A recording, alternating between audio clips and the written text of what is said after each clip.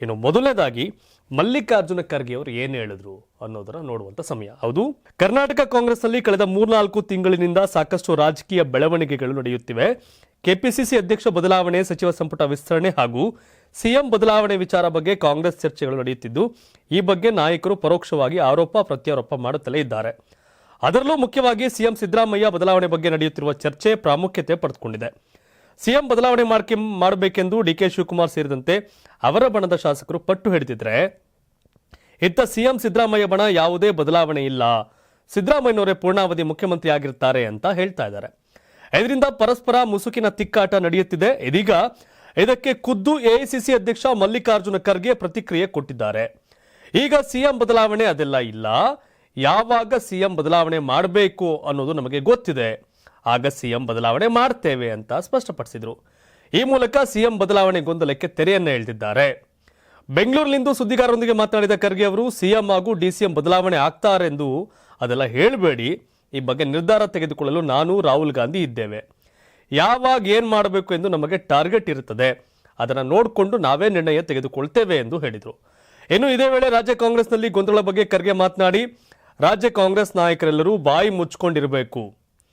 ಕಾಂಗ್ರೆಸ್ ಪಕ್ಷ ನಿಮಗೆ ಕೊಟ್ಟಿರುವ ಕೆಲಸವನ್ನ ಮೊದಲು ಮಾಡಿ, ಯಾವಾಗ ಏನ್ ಮಾಡಬೇಕು ಅನ್ನೋದು ಹೈಕಮಾಂಡ್ಗೆ ಗೊತ್ತಿದೆ. ಕೆಲವರು ಹೇಳಿದ್ದಂತೆ ಹೈಕಮಾಂಡ್ ನಡೆಯಲ್ಲ, ಸುಮ್ಮನೆ ಮಾತಾಡೋದ್ರಿಂದ ಪ್ರಯೋಜನ ಆಗಲ್ಲ ಅಂತ ಎಚ್ಚರಿಕೆಯನ್ನು ನೀಡಿದರು. ನಾವೆಲ್ಲ ಇದ್ದೇವೆ, ನಾವು ಸೂಕ್ತವಾದ ನಿರ್ಣಯ ತೆಗೆದುಕೊಳ್ತೇವೆ, ವಿವಾದಗಳು ನಡೆಯಬಾರದು, ಪಕ್ಷಕ್ಕೆ ದೊಡ್ಡ ಹಾನಿಯಾಗ್ತದೆ, ಎಲ್ಲ ನಾಯಕರು ಬಾಯಿ ಮುಚ್ಕೊಂಡು ಕೆಲಸ ಮಾಡಬೇಕು, ಯಾವಾಗ ನಿರ್ಣಯ ತೆಗೆದುಕೊಳ್ಬೇಕು ಅನ್ನೋದು ನಮಗೆ ಬಿಟ್ಟದ್ದು ಅಂತ ಖಡಕ್ ಸಂದೇಶವನ್ನು ಮಲ್ಲಿಕಾರ್ಜುನ ಖರ್ಗೆ ಕೊಟ್ಟಿದ್ದಾರೆ. ಇದು ಎಲ್ರಿಗೂ ಹೇಳ್ದಂಗಿದೆ, ಸಿದ್ದರಾಮಯ್ಯ ಟೀಮ್ ಹಾಗೆ ಡಿ ಕೆ ಶಿವಕುಮಾರ್ ಟೀಮ್ ಇಬ್ಬರಿಗೂ ಹೇಳ್ದಂಗಿದೆ. ಸಿಎಂ ಬದಲಾವಣೆ ಯಾವಾಗ ಮಾಡಬೇಕು, ಕೆಪಿಸಿಸಿ ಅಧ್ಯಕ್ಷನ ಯಾವಾಗ ಬದಲಾವಣೆ ಮಾಡಬೇಕು ಅಂತ ನಾನು ರಾಹುಲ್ ಗಾಂಧಿ ತೀರ್ಮಾನ ಮಾಡ್ತೀವಿ, ಇದು ನಮ್ಮ ಕೆಲಸ, ವಿವಾದ ಮಾಡಬೇಡಿ, ಬಾಯಿ ಮುಚ್ಕೊಂಡಿರಿ, ನಿಮ್ಮ ಕೆಲಸ ಮಾಡಿ ಅಂತ ಖರ್ಗೆ ಸಂದೇಶವನ್ನು ಕೊಟ್ಟಿದ್ದಾರೆ. ಈ ಮೂಲಕ ಕಾಂಗ್ರೆಸ್ ಅಲ್ಲಿ ಡಿ ಕೆ ಶಿವಕುಮಾರ್ ತಿರ್ಸರ್ ಹಂಗೆ ಏನು ನೀವು ಮಾಡ್ತಿದ್ದೀರಲ್ಲ, ಸತೀಶ್ ಜಾರಕಿಹೊಳಿ, ಡಾಕ್ಟರ್ ಜಿ ಪರಮೇಶ್ವರ್, ಮಹದೇವಪ್ಪನವರು, ರಾಜಣ್ಣ ಅವರು, ಇವರೆಲ್ಲರ ಟಾರ್ಗೆಟ್ ಇವೆಲ್ಲ ನಿಮ್ಗೆ ಉತ್ತರ ಕೊಡೋದು ಖರ್ಗೆ ಅವರು, ನೀವು ಟಾರ್ಗೆಟ್ ಮಾಡ್ತೀರಿ ಖರ್ಗೆ ಅವ್ರನ್ನ ಅಂತ ಬಾಣವನ್ನು ಆ ಕಡೆ ತಿರುಗಿಸಿದ್ರು. ಯಾಕೆಂದರೆ ಎಐಸಿಸಿ ಅಧ್ಯಕ್ಷ ಅವರಲ್ಲ, ಕೆಪಿಸಿಸಿ ಅಧ್ಯಕ್ಷರ ಬದಲಾವಣೆ ಆಗ್ಬೋದು, ಸಿಎಂ ಬದಲಾವಣೆ ಆಗ್ಬೋದು, ನೋಡಬೇಕಾಗಿರೋದು ಎಐಸಿಸಿ ಅಧ್ಯಕ್ಷರು ರಾಹುಲ್ ಗಾಂಧಿ ಅವರು. ಈ ಮೂಲಕ ಬಾಣವನ್ನು ತಿರುಗಿಸಿದ್ರು ಮತ್ತು ಖರ್ಗೆ ಅವರು ಮಾತಾಡಿ ಬಾಯಿ ಮುಚ್ಕೊಂಡಿದ್ರೆ ಸರಿ ಅಂತ ಹೇಳಿದ್ದಾರೆ. ನಿನ್ನೆ ಸತೀಶ್ ಜಾರಕಿಹೊಳಿ ನನ್ನ ಹೇಳಿಕೆ ಹಾಗಲ್ಲ ಹೀಗೆ ಎಂದಿದ್ರು, ಪರಮೇಶ್ವರ್ ನಾವು ಮಾತಾಡಲ್ಲ ಅಂತ ಹೇಳಿದರು. ಇವೆಲ್ಲವನ್ನು ನೋಡಿದ್ರೆ ಇನ್ಮುಂದೆ ಆದರೂ ಕಾಂಗ್ರೆಸ್ಸಲ್ಲಿ ಯಾರು ಒಳಗೊಳಗೆ ನಡೆಯುತ್ತೆ, ಹೊರಗೊರಗೆ ಏನು ನಡೆಯಲ್ಲ ಅನ್ನೋದು ಅನ್ನಿಸ್ತಿದೆ. ಸುರ್ಜೇವಾಲಾ ನೋಟಿಸು ಇಲ್ಲ, ಪಾಟಿಸು ಇಲ್ಲ, ಎಲ್ಲ ಬರ್ಕಾಸ್ ಮುಗಿತಲಿ ಕತೆ ಅಂತ ಹೇಳಿಕೆಯನ್ನು ಕೊಟ್ಟಿದ್ದಾರೆ.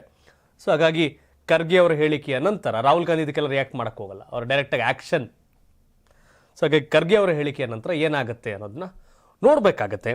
ಇನ್ನು ಮುಂದೆ ಸುರ್ಜೇವಾಲಾ ಅವರು ಕೂಡ ಮಾತಾಡಿದ್ದಾರೆ ಸತೀಶ್ ಜಾರಕಿಹೊಳಿ ಸಂಬಂಧಪಟ್ಟಂಗೆ. ಅದೇನಿದೆ ಅಂದರೆ, ಕೆಪಿಸಿಸಿ ಅಧ್ಯಕ್ಷರ ಬದಲಾವಣೆ ಸಂಬಂಧ ನೀಡಿರುವ ಹೇಳಿಕೆಗಳಿಗೆ ಸಂಬಂಧಿಸಿದಂತೆ ಸಚಿವ ಸತೀಶ್ ಜಾರಕಿಹೊಳಿಗೆ ಕಾಂಗ್ರೆಸ್ ಹೈಕಮಾಂಡ್ ನೋಟಿಸ್ ನೀಡಿದೆ ಎಂಬ ವದಂತಿಗಳನ್ನು ಕರ್ನಾಟಕ ಕಾಂಗ್ರೆಸ್ ಉಸ್ತುವಾರಿ ರಣದೀಪ್ ಸಿಂಗ್ ಸುರ್ಜೇವಾಲಾ ಅಲ್ಲೆಗೆಳೆದಿದ್ದಾರೆ. ಬೆಳಗಾವಿಯ ಸಾಂಬ್ರಾ ವಿಮಾನ ನಿಲ್ದಾಣದಲ್ಲಿ ಶುಕ್ರವಾರ ಬೆಳಗ್ಗೆ ಮಾತನಾಡಿದ ಅವರು, ನೋಟಿಸ್ ನೀಡಿರುವ ಬಗ್ಗೆ ನನಗೆ ಮಾಹಿತಿ ಇಲ್ಲ, ಯಾರು ಈ ರೀತಿ ವದಂತಿಗಳನ್ನೆಲ್ಲ ಹಬ್ಬಿಸುತ್ತಿದ್ದಾರೆ ಎಂಬುದು ಗೊತ್ತಿಲ್ಲ, ಯಾವ ಸಚಿವರಿಗೂ ಯಾವ ನಾಯಕರಿಗೂ ನೋಟಿಸ್ ನೀಡಲು ಯಾವುದೇ ಕಾರಣವಿಲ್ಲ ಅಂತ ಹೇಳಿದರು. ಅಲ್ಲದೆ ಕಾಂಗ್ರೆಸ್ ಆಂತರಿಕ ಸಂಘರ್ಷ ಸಂಬಂಧಿತ ವದಂತಿಗಳನ್ನು ಬಿಜೆಪಿ ನಾಯಕರು ಹರಡುತ್ತಿದ್ದಾರೆ ಅಂತ ಅವರು ಆರೋಪ ಮಾಡಿದರು. ಬಿಜೆಪಿ ಪ್ರಾಯೋಜಿತ ಆಧಾರರಹಿತ ಮಾತುಗಳ ಮೇಲೆ ವಿಶ್ವಾಸವಿಡಬೇಡಿ ಅಂತ ಮನವಿ ಮಾಡಿದರು. ಕೆಪಿಸಿಸಿ ಅಧ್ಯಕ್ಷರ ಬದಲಾವಣೆ ಚರ್ಚೆ ವಿಚಾರವಾಗಿ ಮಾಧ್ಯಮ ಪ್ರತಿನಿಧಿಗಳ ಪ್ರಶ್ನೆಗೆ ಪ್ರತಿಕ್ರಿಯೆ ಕೊಡ್ತಾ ಅವರು, ಬದಲಾವಣೆ ಮಾಡ್ತಿದ್ರೆ ಇಲ್ಲೇಗೆ ಬರ್ತಿದ್ರು ಅಂತ ಮರು ಪ್ರಶ್ನೆಯನ್ನು ಹಾಕಿದರು. ಕೆಪಿಸಿಸಿ ಅಧ್ಯಕ್ಷರ ಬದಲಾವಣೆ ಸಂಬಂಧ ಬಹಿರಂಗ ಹೇಳಿಕೆ ನೀಡಿದ್ದಕ್ಕೆ ಸತೀಶ್ ಜಾರಕಿಹೊಳಿ ಅವರಿಗೆ ಕಾಂಗ್ರೆಸ್ ಹೈಕಮಾಂಡ್ ನೋಟಿಸ್ ನೀಡಿದೆ ಎಂಬ ವದಂತಿ ಗುರುವಾರ ಹರಡಿತ್ತು.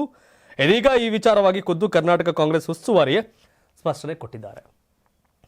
ಮಂಜುನಾಥ್ ಭಂಡಾರಿ ಅವರು ಹೇಳಿದರು, ನೀವು ಹೀಗೆ ಮಾತನಾಡ್ತಿದ್ರೆ ಕ್ರಮವನ್ನು ಎದುರಿಸಲು ರೆಡಿಯಾಗಿ ಬಾಯಿ ಮುಚ್ಕೊಂಡಿರಿ ಅನ್ನೋ ರೀತಿಯ, ಬಾಯಿ ಬಿಟ್ಟರೆ ಕೆಟ್ರಿ ಅನ್ನೋ ಸಂದೇಶವೂ ಇತ್ತು. ಮಾಧ್ಯಮ ಪ್ರಕಟಣೆಯನ್ನು ಬಿಡುಗಡೆ ಮಾಡಿದರು. ಈಗ ಅದೆಲ್ಲ ಇಲ್ಲ, ಅದು ಬಿ ಜೆ ಪಿಯವ್ರದ್ದು, ಅದು ಹಿಂಗೆ ಹಂಗೆ ಅಂತ ಹೇಳ್ತಾರೆ. ಬಟ್ ಯಾವ ಪಾರ್ಟಿಲೂ ಗೊಂದಲ ಇರಬಾರ್ದು, ಆಡಳಿತ ಪಕ್ಷ ಕೂಡ ಚೆನ್ನಾಗಿ ಆಡಳಿತ ಮಾಡಬೇಕು, ವಿಪಕ್ಷ ಕೂಡ ಚೆನ್ನಾಗಿರಬೇಕು, ಕಿತ್ತಾಡದೆ ಅವರು ವಿಪಕ್ಷವಾಗಿ ಕೆಲಸ ಮಾಡಬೇಕು, ಅದು ಜನಸಾಮಾನ್ಯರ ಬಯಕೆ. ಆದರೆ ಸಮಸ್ಯೆಗಳಿದ್ದಾಗಿಯೂ ಸಹ ಅದೆಲ್ಲ ನಾವು ಸಮಸ್ಯೆ ನಮ್ಮದಲ್ಲ, ಅವ್ರು ಕ್ರಿಯೇಟ್ ಮಾಡಿದ್ರು, ಇವ್ರು ಕ್ರಿಯೇಟ್ ಮಾಡಿದ್ರು ಅನ್ನೋದಿದೆಯಲ್ಲ ಅದು ಹೊಣೆಗೇಡಿತನ ಅಂತ ಅನ್ಸುತ್ತೆ. ಬಟ್ ಕಾಂಗ್ರೆಸ್ಸಲ್ಲಿ ಸತೀಶ್ ಜಾರಕಿಹೊಳಿ ಅವರು ಹೇಳಿದ್ರು, ಹೌದು ಮೊದಲು 2023 ಚುನಾವಣೆ ಟೈಮಲ್ಲಿ ಇದ್ದಂಥ ಎಫೆಕ್ಟಿವ್ ಅಧ್ಯಕ್ಷರ ವರ್ತನೆಗಳಿಲ್ಲ, ಈಗ ಬದಲಾಗಿದೆ. ಸೊ ಹಾಗಾಗಿ ಲಾಂಗ್ ಟರ್ಮ್ ಅವರೇ ಅಂತ ಘೋಷಣೆ ಮಾಡಿ, ಪಾಪ್ಯುಲರ್ ಇರೋಗಿ ಮಾಡಿ, ವೋಟರ್ ತರೋರು ಮಾಡಿ ಅಂತ ಹೇಳಿಕೆಯನ್ನು ಕೊಟ್ಟಿದ್ರು. ಆ ಬೈಟ್ಸ್, ಟಿ ವಿ ಬೈಟ್ಸ್ ಇದೆ, ಎಲ್ಲ ಕಡೆ ಸಿಗುತ್ತೆ, ಯಾರು ಎಸ್ಕೇಪ್ ಆಗೋಕ್ಕಾಗಲ್ಲ.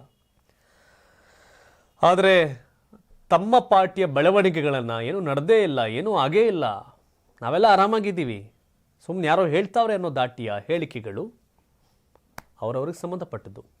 ಇನ್ನು ಮುಂದೆ ಸುರ್ಜೇವಾಲಾ ಅವರ ಒಟ್ಟಿಗೆ ಸತೀಶ್ ಜಾರಕಿಹೊಳಿ ಬೆಂಬಲಿಗರು ವಾಗ್ವಾದ ಮಾಡಿದಂಥ ಘಟನೆ ಕೂಡ ಆಗಿದೆ ಬೆಳಗಾವಿಯಲ್ಲಿ. ಅದೇನು ಅಂದರೆ, ಬೆಳಗಾವಿ ಅಭಿವೃದ್ಧಿ ವಿಚಾರದಲ್ಲಿ ಸತೀಶ್ ಜಾರಕಿಹೊಳಿ ವರ್ಸಸ್ ಸಚಿವೆ ಲಕ್ಷ್ಮೀ ಹೆಬ್ಬಾಳ್ಕರ್ ಮಧ್ಯೆ ಕ್ರೆಡಿಟ್ ವಾರ್ ಶುರುವಾಗಿದೆ. ಇದೇ ಕ್ರೆಡಿಟ್ ವಾರ್ ರಾಜ್ಯ ಕಾಂಗ್ರೆಸ್ ಉಸ್ತುವಾರಿ ಸುರ್ಜೇವಾಲಾ ಸಭೆಯಲ್ಲೂ ಸ್ಫೋಟಗೊಂಡಿತ್ತು. ಈ ಮಧ್ಯೆ ಬೆಳಗಾವಿಯ ಕಾಂಗ್ರೆಸ್ ಕಚೇರಿಯಲ್ಲಿ ನಡೆದ ಸಭೆಯಲ್ಲಿ ಸತೀಶ್ ಜಾರಕಿಹೊಳಿ ಬೆಂಬಲಿಗರು ಮತ್ತು ಕಾಂಗ್ರೆಸ್ ಕಾರ್ಯಕರ್ತರಿಂದ ಗದ್ದಲ ಮಾಡಲಾಗಿದೆ. ಇಂದು ನಗರದಲ್ಲಿ ಗಾಂಧಿ ಭಾರತ ಸಮಾವೇಶ ಹಿನ್ನೆಲೆ ಜಿಲ್ಲಾ ಮುಖಂಡರ ಜೊತೆಗೆ ರಣದೀಪ್ ಸಿಂಗ್ ಸುರ್ಜೇವಾಲಾ ಪೂರ್ವಭಾವಿ ಸಭೆ ಮಾಡಿದ್ದಾರೆ. ಸಭೆಯಲ್ಲಿ ಗದ್ದಲ ಉಂಟಾಗಿದೆ. ಸಮಾವೇಶದ ಕುರಿತು ಈಗಾಗಲೇ ಸಭೆ ಮಾಡಿದ್ದೇವೆ ಅಂತ ಸುರ್ಜೇವಾಲಾ ಹೇಳಿದ್ದು, ಆದರೆ ಯಾವುದೇ ಸಭೆ ಮಾಡಿಲ್ಲ ಎಂದು ನೇರವಾಗಿ ಕಾಂಗ್ರೆಸ್ ಕಾರ್ಯಕರ್ತರು ಆಕ್ಷೇಪವನ್ನು ವ್ಯಕ್ತಪಡಿಸಿದ್ದಾರೆ. ಬಳಿಕ ಕಾಂಗ್ರೆಸ್ ಕಚೇರಿ ನಿರ್ಮಾಣದ ಕುರಿತು ಕಾರ್ಯಕರ್ತರು ಆಕ್ರೋಶ ಹೊರಹಾಕಿದ್ದಾರೆ. ಸತೀಶ್ ಜಾರಕಿಹೊಳಿ ಅವರು ಕಚೇರಿಯನ್ನು ಈಗ ನೋಡಿಕೊಳ್ತಿದ್ದಾರೆ ಎಂದರು. ಇದೇ ವೇಳೆ ಸತೀಶ್ ಜಾರಕಿಹೊಳಿ ಅವರನ್ನು ಖುಷಿಪಡಿಸಲು ಮಾತನಾಡುತ್ತಿದ್ದೀರಿ ಎಂದು ಸುರ್ಜೇವಾಲಾ ಹೇಳಿದ್ದಾರೆ. ಆಗ ಕೆಪಿಸಿಸಿ ಸದಸ್ಯ ಆಯಿಷಾ ಸನದಿ ಆಕ್ರೋಶ ಹೊರಹಾಕಿದ್ದಾರೆ. ಸತೀಶ್ ಜಾರಕಿಹೊಳಿ ನಮ್ಮ ಹೆಮ್ಮೆ, ಅವರ ಸಲುವಾಗಿ ನಾವು ಜೀವ ಕೊಡ್ತೇವೆ, ಇಷ್ಟೆಲ್ಲ ಜನರು ಅವರ ಸಲುವಾಗಿ ಬಂದಿದ್ದಾರೆ ಅಂತ ನೇರವಾಗಿ ಸುರ್ಜೇವಾಲಾಗೆ ಟಾಂಗ್ ಕೊಟ್ಟರು. ಈ ವೇಳೆ ರಣದೀಪ್ ಸಿಂಗ್ ಸುರ್ಜೇವಾಲಾ ಮೂಕ ಪ್ರೇಕ್ಷಕರಾದರು.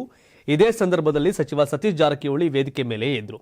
ಬಳಿಕ ಎಲ್ಲರೂ ಒಗ್ಗಟ್ಟಾಗಿ ಕೆಲಸ ಮಾಡೋಣ, ಯಾರಿಗೇನು ಅವಶ್ಯಕತೆ ಇದೆ, ವಾಹನ ವ್ಯವಸ್ಥೆ ಸೇರಿ ಎಲ್ಲ ವ್ಯವಸ್ಥೆ ಮಾಡ್ತೇವೆ ಅಂತ ಎಲ್ಲರನ್ನೂ ಸುರ್ಜೇವಾಲಾ ಸುಮ್ಮನಾಗಿಸಿದ್ರು. ಇಷ್ಟೆಲ್ಲ ನಡೀತಿದ್ರು, ಸತೀಶ್ ಜಾರಕಿಹೊಳಿ ಮಾತ್ರ ಸುಮ್ಮನೆ ಕುಳಿತಿದ್ರು. ಬೆಂಗಳೂರಿನ ಕೆಪಿಸಿಸಿ ಕಚೇರಿಯಲ್ಲಿ ಸಭೆ ಆಗುವಂಥ ಸಂದರ್ಭದಲ್ಲಿ ನಾನು ರಾಮನಗರ ಕಟ್ಟಡ ಕಟ್ತೆ, ಬೆಳಗಾವಿಯಲ್ಲಿ ಲಕ್ಷ್ಮೀ ಹೆಬ್ಬಾಳ್ಕರ್ ಕಟ್ಟಿರು ಅಂದ ತಕ್ಷಣ ಸತೀಶ್ ಸ್ಫೋಟಗೊಂಡರು. ನಮ್ಮ ಸಹೋದರ ರಮೇಶ್ ಜಾರಕಿಹೊಳಿ ಪಾಟೀಲ್ ಇಲ್ಲ, ಆದರೆ ಆ ಸೈಟ್ 57 ಲಕ್ಷ ಕೊಟ್ಟರು, ಅದಾದಮೇಲೆ ಕಟ್ಟಕ್ಕೆ 1 ಕೋಟಿ ಕೊಟ್ಟರು. ಅವ್ರದ್ದು ನಾನು ಕೊಟ್ಟೆ ಹಣವನ್ನು, ನಮ್ಮ ಪಾತ್ರ ಇದೆ, ಯಾಕೆ ಬರೀ ಒಬ್ಬರೇ ಅಂತ ಹೇಳ್ತೀರಿ ಅಂತ ಸತೀಶ್ ಜಾರಕಿಹೊಳಿ ಆವಾಗಲೇ ಸ್ಫೋಟಗೊಂಡಿದ್ರು ಬೆಂಗಳೂರಲ್ಲಿ. ಅದರ ಮುಂದುವರೆದ ಭಾಗ ಇಲ್ಲಾಗಿದೆ. ಯಾಕೆಂದರೆ ಅದೇನೇ ಆಗಲಿ, ಬೆಳಗಾವಿಯಲ್ಲಿ ಸಾವುಕಾರ್ ಸತೀಶ್ ಜಾರಕಿಹೊಳಿ ಆ ಜನರ ಪ್ರೀತಿ ವಿಶ್ವಾಸ ಗೆದ್ದಿರೋ ಮನುಷ್ಯ.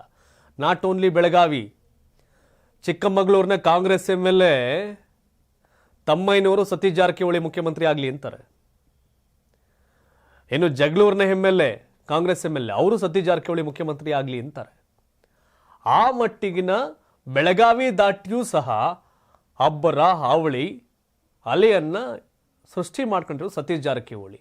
ಅದು ಯಾವ್ಯಾವ ಕಾರಣಕ್ಕೆ ಮಾಡ್ಕೊಂಡಿದ್ದಾರೋ ಸೆಕೆಂಡ್ರಿ, ಇದೆಲ್ಲ ವಿಶ್ವಾಸದಲ್ಲೋ ಬೆಂಬಲದ ಮೂಲಕವೋ ಮತ್ತೊಂದು ಮಗದೊಂದು. ಬಟ್ ಸತೀಶ್ ಜಾರಕಿಹೊಳಿಗೆ ಆ ಮಟ್ಟಿಗಿನ ಶಕ್ತಿ ಇದೆ ಅನ್ನೋದು ಮಾತ್ರ ಸತ್ಯ. ಸತೀಶ್ ಜಾರಕಿಹೊಳಿ ಜೋರಾಗಿ ಮಾತಾಡಲ್ಲ, ಸತೀಶ್ ಜಾರಕಿಹೊಳಿ ಅಬ್ಬರ ಮಾಡಲ್ಲ, ಸತೀಶ್ ಜಾರಕಿಹೊಳಿ ಸೈಲೆಂಟ್ ಆಗಿರ್ತಾರೆ ಅನ್ನೋ ಕಾರಣಕ್ಕೆ ವೀಕ್ ಅಲ್ಲ. ಕೆಲವರು ಮಾತಾಡಿ ಪ್ರಬಲ ಅಂತ ತೋರಿಸ್ಕೊಂಡ್ರೆ, ಮಾತಾಡದೆ ಪ್ರಬಲ ಅನ್ನೋ ವ್ಯಕ್ತಿ ಅದು ಸತೀಶ್ ಜಾರಕಿಹೊಳಿ, ನೋ ಡೌಟ್.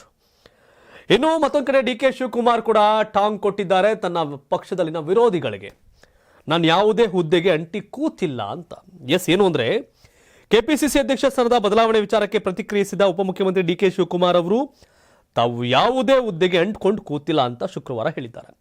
ಇಂದು ನಗರದಲ್ಲಿ ಮಾಧ್ಯಮಗಳೊಂದಿಗೆ ಮಾತನಾಡಿದ ಶಿವಕುಮಾರ್ ಹೊಸ ರಾಜ್ಯಾಧ್ಯಕ್ಷರ ಬೇಡಿಕೆ ಕುರಿತು ಪ್ರಶ್ನೆಗೆ ಉತ್ತರಿಸುತ್ತಾ, ನಾನು ಯಾವುದೇ ಹುದ್ದೆಗೆ ಅಂಟ್ಕೊಂಡು ಕೂತಿಲ್ಲ, ನಮ್ಮ ಪಕ್ಷದಲ್ಲಿ ಅವರ ನಾಯಕತ್ವ ಮತ್ತು ಸಂಘಟನಾ ಸಾಮರ್ಥ್ಯದ ಆಧಾರದ ಮೇಲೆ ಸ್ಥಾನಗಳನ್ನ ನೀಡಲಾಗುತ್ತೆ.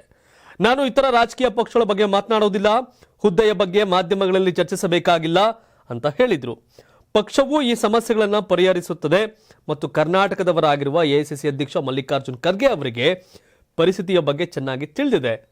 ಅವರು ಏತನ್ಮಧ್ಯೆ ಸಮಾಜ ಕಲ್ಯಾಣ ಸಚಿವ ಎಚ್ ಸಿ ಮಹದೇವಪ್ಪ ಅವರು ಬೆಂಗಳೂರಿನಲ್ಲಿರುವ ಗೃಹ ಸಚಿವ ಜಿ ಪರಮೇಶ್ವರ್ ಅವರ ಮನೆಗೆ ಭೇಟಿ ನೀಡಿ ಸುಮಾರು 40 ನಿಮಿಷಗಳ ಕಾಲ ಚರ್ಚಿಸಿದ್ದು ಹಲವು ಊಹಾಪೋಹಗಳಿಗೆ ಕಾರಣವಾಗಿದೆ. ಡಿ ಕೆ ಶಿವಕುಮಾರ್ ನಾನು ಯಾವುದಕ್ಕೂ ಅಂಟ್ಕಂಡು ಕೂತಿಲ್ಲ ಅಂತ ಹೇಳಿದ್ದಾರೆ. ಬಟ್ ಅಂಟ್ಕೊಂಡಿರೋದು ಎಲ್ಲಿವರೆಗೆ ಅಂದರೆ, CM ಆಗಿ ಪ್ರಮಾಣ ವಚನ ಸ್ವೀಕರಿಸುವ ಮರುದಿನ, ಹಿಂದಿನ ದಿನ ಅವರು ಕೆಪಿಸಿಸಿಗೆ ರಾಜೀನಾಮೆ ಕೊಡ್ತಾರೆ. ಡಿ ಕೆ ಶಿವಕುಮಾರ್ CM ಆಗುವವರೆಗೆ ಕೆಪಿಸಿಸಿ ಸ್ಥಾನಕ್ಕೆ ರಾಜೀನಾಮೆಯನ್ನು ಕೊಡಲ್ಲ, ಅಲ್ಲಿವರೆಗೂ ಹೈಕಮಾಂಡ್ ನೇಮಕ ಮಾಡಲ್ಲ. ಸುರ್ಜೇವಾಲಾ ಕೆಪಿಸಿಸಿ ನೂತನ ಅಧ್ಯಕ್ಷರ ನೇಮಕ ಮಾಡೋ ವಿಷಯನ ತಳ್ಳಹಾಕಿದ್ದಾರೆ. ಹೇಗೆ ಸಿದ್ದರಾಮಯ್ಯ ಬದಲಾವಣೆಯನ್ನು ತಳ್ಳಿ ಹಾಕಿದ್ದಾರೋ ಹಾಗೆ ಕೆಪಿಸಿಸಿ ಅಧ್ಯಕ್ಷ ಸ್ಥಾನದ ಬದಲಾವಣೆಯನ್ನು ಕೂಡ ತಳ್ಳಿ ಹಾಕಿದ್ದಾರೆ. ಡಿ ಕೆ ಶಿವಕುಮಾರ್ ಸಿಎಂ ಆಗುವ ಇಂದಿನ ದಿನ ಕೆಪಿಸಿಸಿಗೆ ರಾಜೀನಾಮೆ ಕೊಡ್ಬೋದೇನೋ, ಇಲ್ಲ ಸಿದ್ದರಾಮಯ್ಯ ಸಿಎಂ ಸ್ಥಾನಕ್ಕೆ ರಾಜೀನಾಮೆ ಕೊಟ್ಮೇಲೆ ಇವರು ಕೆಪಿಸಿಸಿಗೆ ರಾಜೀನಾಮೆ ಕೊಡ್ತಾರೆ. ಡಿ ಕೆ ಶಿವಕುಮಾರ್ ರಾಜೀನಾಮೆ ಕೇಳಿದ್ರು ಅಂದ ತಕ್ಷಣ ಕೊಟ್ಟು ಹೋಗೋ ಜಾಯಮಾನದ ವ್ಯಕ್ತಿ ಅಲ್ಲ. ತಾನೇನು ಪಡಿಬೇಕು ಅದನ್ನು ಪಡೆದೇ ತಿರುವಂಥ ವ್ಯಕ್ತಿ.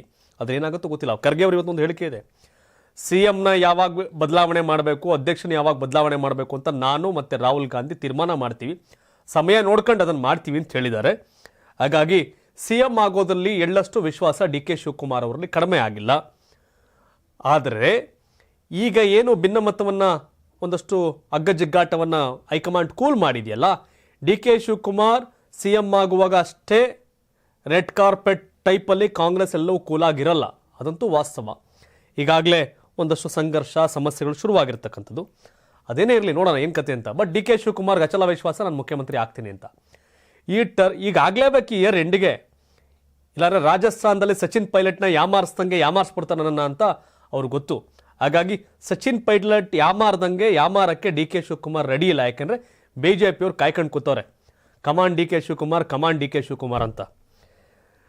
ಇಲ್ಲ ಆಗದೇ ಇಲ್ಲ ಅಂದರೆ ಅವರು ಒಂದಷ್ಟು ಜನ ರೆಡಿ ಮಾಡ್ಕೊಂಡು ಬಿ ಜೆ ಪಿಗೆ ಟಾಟಾ ಬಾಯ್ ಬಾಯ್ ಅಂತ ಹೇಳ್ಬೋದು. ಕಾಂಗ್ರೆಸ್ ಅವ್ರು ಸಿಎಂ ಮಾಡೋದಿಲ್ಲ ಅಂತ ಹೇಳಿದಾಗ ಏನು ಬೇಕಾದ್ರೂ ಆಗುತ್ತೆ, ರಾಜಕಾರಣದಲ್ಲಿ ಹೇಳೋಕ್ಕಾಗಲ್ಲ.